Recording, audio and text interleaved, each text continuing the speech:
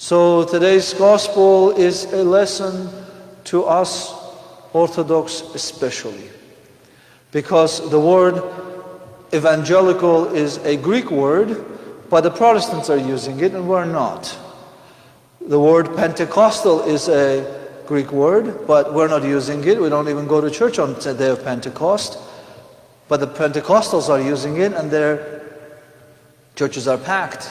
And they are so vividly participating in their services, because they believe the Holy Spirit speaks through them.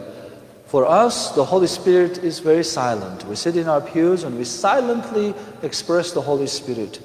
And so those are the things that we need to learn as Orthodox, that we have the responsibility to go out there and bring the light